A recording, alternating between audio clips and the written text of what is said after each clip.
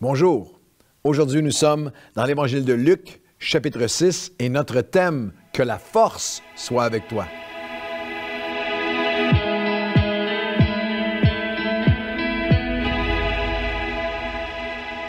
Bonjour à tous et bienvenue à votre café matinal d'une phrase célèbre comme thème aujourd'hui, que la force soit avec toi, tiré.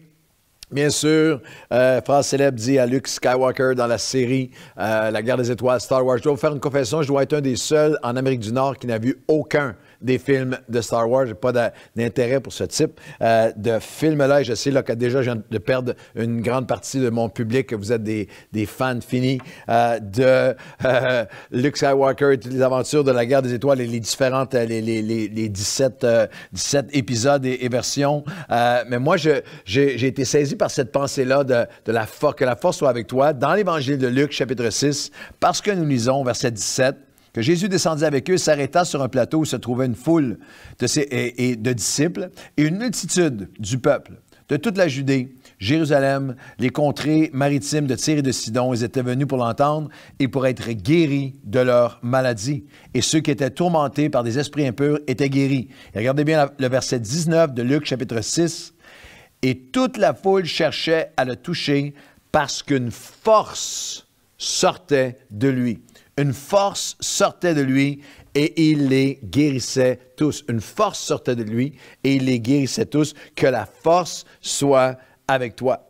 Nous croyons que Jésus-Christ est le même, hier, aujourd'hui et éternellement, qui c'est l'immuabilité de Dieu, qu'il est le même, qu'il y a, comme dit les Écritures, en lui aucune ombre ou trace, aucune ombre de variation. Il est le même. Il y a encore aujourd'hui il y a encore en Christ une force encore sort de lui, du Christ ressuscité, en réponse à nos cœurs qui crient vers lui, pour libérer, pour guérir.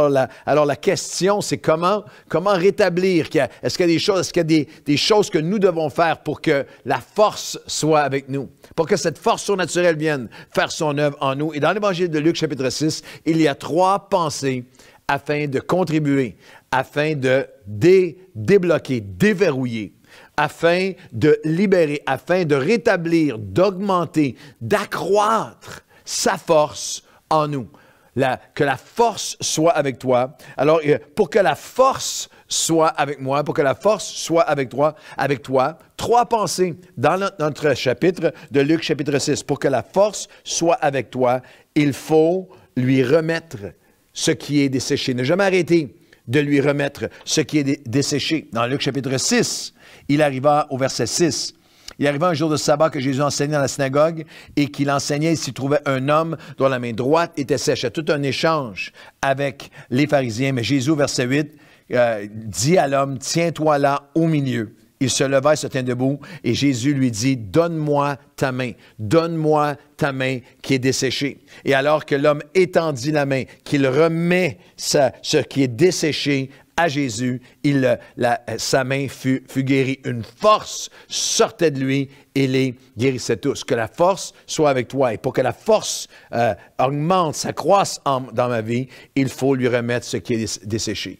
Cet homme était assis dans le temple, il aurait pu couvrir sa main desséchée. Sa main, c'était pas quelque chose qui le menaçait de mort physiquement, c'était pas un cancer, c'était pas une maladie mortelle. Peut-être que c'était quelque chose qui était desséché en lui, avec lequel il s'était habitué. Je suis habitué à vivre avec ça, ça fait longtemps que je suis comme ça, ça va être comme ça. Il y a dans le désir, dans le cœur de Dieu, il y a un désir de relâcher sa force. Que la force soit avec toi et ça va prendre place lorsque nous lui remettons ce qui est desséché. Jésus ne le met pas ne fait pas lever au milieu de la place pour l'embarrasser de quelque façon que ce soit. Mais Jésus dit à toi et à moi aujourd'hui, remets-moi ce qui est desséché. Remets-moi ta louange desséchée, ta vie de prière desséchée, ton pardon desséché, ton enthousiasme desséché, ton espoir desséché. Quel que soit ce qui est, à travers toutes mes années à marcher avec Dieu, il y a dans chaque saison des choses qui sont desséchées en moi que j'aurais tendance à vouloir couvrir, à vouloir cacher, à vouloir accepter, à m'habituer à vivre avec ce qui était desséché en moi que Dieu veut raviver, que Dieu veut guérir. Pour que la force soit là, qu'une force sortait de lui, il les guérissait tous, il faut lui remettre ce qui était desséché. Lorsque j'étais, il y a plusieurs années à Rome, je suis allé dans différents musées et il y avait des explications. Il y avait un guide qui était là qui nous parlait de Léonard da Vinci, de toutes sortes des légendes et des témoignages, des histoires anecdotiques qui sont associées à certaines de ses œuvres classiques et en particulier son plus grand chef-d'œuvre, le dernier repas qu'on voit Jésus avec tous les apôtres à la table. C'est un classique mondial qui lui a pris des années à peindre cette fresque. Et l'histoire est racontée qu'alors qu'il était en train d'y travailler, il a eu une colère épouvantable envers son assistant, son fidèle assistant, s'est mis à lui déverser toute sa colère, son fiel sur lui, l'a banni de son studio, l'a mis dehors. Et lorsqu'il s'est remis à vouloir, il était tellement rempli de colère ce qu'il a fait, c'est qu'il a peint le visage de son assistant, personne ne savait, mais il a peint son visage sur la face de Judas, du traître, du pire. Et à chaque fois qu'il venait, et dans les mois qui ont suivi, des jours ou semaines qui ont suivi, à chaque fois qu'il venait, la prochaine étape était de peindre Christ. Et Da Vinci de dire, c'est comme si j'avais perdu Christ, des mois et des mois et les mots m'avaient frappé mon inspiration était à sec. Je ne suis pas capable de, et en désespoir de cause, le guide nous disait, dans certains écrits biographiques de Da Vinci, qu'il a crié à Dieu, aide-moi à peindre, je ne vois plus le Christ, et que le Seigneur avait déposé sur son cœur d'aller voir son assistant, d'aller pardonner à son assistant, et qu'alors qu'il est allé le voir, il a demandé pardon, a effacé le visage de son assistant pour représenter Judas comme si l'inspiration lui revenait. Moi, j'ai souri en entendant ça, mais il y a cette pensée qu'il y a quelque chose qui est desséché en moi, j'ai besoin de lui remettre. J'ai besoin de le remettre à Dieu. J'ai besoin de lui remettre ma main sèche afin de voir que sa force soit avec moi. La deuxième pensée, dans Luc chapitre 6, il faut lui remettre ce qui est desséché pour que la force soit avec moi. Et il faut répondre différemment. Il les guérit tous, une force sortait de lui, il les guérit tous. Et au verset 31, dans le Sermon sur la montagne, il y a ce long segment sur comment on va répondre lorsqu'on est blessé, comment on répond lorsqu'on est offensé. Je le prends à partir du verset 31 du chapitre 6. Ce que vous voulez que les hommes fassent pour vous, faites-le vous-même pour eux. Si vous aimez, si vous répondez avec amour à ceux qui vous démontrent de l'amour, que faites-vous d'exceptionnel? Les pécheurs aussi aiment ceux qui les aiment. Si vous faites du bien à ceux qui vous font du bien, si c'est ça votre réponse, quel égard, quelle faveur allez-vous recevoir? Les pécheurs aussi agissent ainsi. Si vous prêtez à ceux, si vous êtes généreux envers ceux de qui vous espérez recevoir, quel gré vous en saura-t-on? Les pécheurs aussi prêtent ou sont généreux afin de recevoir. Mais vous, réponse différente, aimez vos ennemis, faites du bien, répondez avec l'amour à ceux qui vous ont fait du mal. Prêtez, donnez, soyez généreux sans rien espérer en retour. Et votre récompense sera grande. Et vous serez alors les fils du Très-Haut. Car il est bon, et soyez donc miséricordieux comme votre Père est miséricordieux. Ne jugez pas et vous ne serez pas jugés. Ne condamnez pas et vous ne serez pas condamnés. Pardonnez et vous serez pardonnés. Donnez et il vous sera donné. Et on versera dans votre sein une bonne mesure serrée, secouée, qui déborde. Et on vous mesurera avec la mesure dont vous serez mesurés. Wow! Assez long texte. Mais il y a une clé importante dans Luc chapitre 6. Une force sortait de lui, il les guérissait tous. Et pour que la force soit avec moi, il faut que je lui remette ce qui est desséché. Et il faut une réponse différente. Répondre différemment. Il y a une corrélation, il y a une équation du royaume important. Le renouvellement de l'onction sur ma vie sera correspondant à ma réponse face aux offenses. La puissance sera correspondante dans ma vie à mon pardon. La réalité, la richesse de ma joie sera correspondante à mon refus de juger.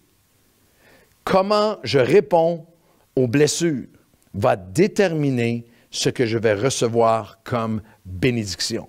Ma recherche de lui ressembler, alors vous serez les fils du Très-Haut. Ma recherche de lui ressembler va déterminer ma récompense. Alors, votre récompense sera grande. Il faut que je relâche ce qui est desséché. Il faut que je lui remette ce qui est desséché. Il faut que je réponde par la grâce de Dieu, alors que je réponds différemment, que je réponds dans le pardon, que je réponds dans le relâchement, en ne retenant pas les offenses, la force de Dieu est restaurée. La force de Dieu est restaurée. Une force sortait de lui et les guérissait tous. Et la troisième pensée, pour que la force soit avec moi, dans Luc chapitre 6, il faut un nouveau regard et une simple décision. Il faut relâcher ce qui est desséché, il faut répondre différemment et il faut un nouveau regard et une simple décision. Les versets 41-42, « Pourquoi vois-tu la paille qui est dans l'œil de ton frère et n'aperçois-tu pas la poutre qui est dans le tien? Et comment peux-tu dire à ton frère, « Frère, laisse-moi ôter la paille qui est dans ton œil, toi qui ne vois pas la poutre qui est dans le tien? Hypocrite, ôte premièrement la poutre de ton œil, et alors tu verras comment ôter la paille qui est dans l'œil de ton frère. » Au verset 46, « Pourquoi m'appelez-vous Seigneur, Seigneur, et ne faites-vous pas ce que je vous dis? » Wow! La troisième étape est simple, mais elle est puissante. Ma recherche il faut pour que cette force se multiplie, se décuple en moi, que je goûte à nouveau à la force de Dieu qui guérit. Il faut un nouveau regard et il faut une simple décision. Le regard de ne plus regarder à chercher la faute de l'autre, le blâme de l'autre, les torts de l'autre, mais de regarder à l'intérieur de moi-même. Sonde-moi, ô Dieu. Des chrétiens qui marchent dans la force de Dieu, après mes 4 décennies à marcher avec Dieu, dans la mesure où je lui remets ce qui est desséché, dans la mesure où je lui demande, et avec de tout mon cœur, je relâche, je réponds différemment à l'offense. Il y en a qui ne voient aucun lien, mais il y a un lien puissant. Il n'y a rien qui étouffe plus la force de Dieu, la puissance de Dieu, l'action de Dieu, que lorsque je retiens ce qui est desséché, que lorsque je réponds, je retiens l'offense. Mais si je réponds différemment, si je relâche ce qui est desséché, et si j'ai un nouveau regard, plutôt que de regarder à la faute de l'autre, à l'offense de l'autre, au manquement de l'autre, à la blessure de l'autre, à tout ce qui me manque à l'autre, au tort de l'autre, mais que je regarde à l'intérieur de moi-même, dans mon mariage, dans mon couple, avec mes enfants, dans mes relations, à mon travail. Sonde-moi, ô Dieu, et connais mon cœur. Alors que j'ai ce nouveau regard et cette simple décision de regarder à moi-même, Seigneur, qu'est-ce que moi je peux changer? Qu'est-ce que moi je peux t'offrir? Qu'est-ce que moi qu'est-ce que tu veux me montrer à l'intérieur de moi qui a besoin d'être changé? Alors, le même Jésus, le Seigneur Jésus, qui d'une force sortait de lui et les guérissait tous, veut restaurer, rétablir et renouveler sa force dans ta vie. Alors, Seigneur, aujourd'hui, ce qui est desséché en moi, je veux te le remettre. Comme l'homme à la main sèche, je viens et je te remets ce qui est desséché dans mon cœur, dans ma vie, dans mes paroles, dans mes pensées, dans mes actions, dans ma foi, dans ma générosité, dans mon amour, dans ma patience. Il y a des choses qui se sont desséchées en moi. Je ne veux plus les cacher, les accepter, en venir à un endroit dans ma vie où je m'y soumets, où j'accepte et j'abandonne. Non, je te remets, Seigneur, ce qui est desséché. Aide-moi à répondre différemment, à répondre avec amour lorsque j'ai été blessé, à répondre avec grâce, à répondre avec pardon, à répondre sans jugement, à donner à ceux qui ne peuvent rien me donner en retour, à aimer ceux qui ne m'ont donné aucun amour en retour. Et Seigneur, donne-moi aussi. Au nom de Jésus, je te demande dans ma vie, Seigneur, un nouveau regard. Pas le regard rapide à identifier les poutres dans la vie de tout le monde autour de moi. Mais Seigneur, de venir identifier les pailles dans la vie de tous ceux qui sont autour de moi et être aveugle et être insensible aux poutres dans ma propre vie. Alors aujourd'hui, non pas mon regard sur les autres, mais sonde-moi, ô Dieu, connais mon cœur et que ta force puisse à nouveau être restaurée et guérir, que la force soit avec nous, ta force à toi, dans le nom de Jésus. Amen et Amen. Bonne journée à tous.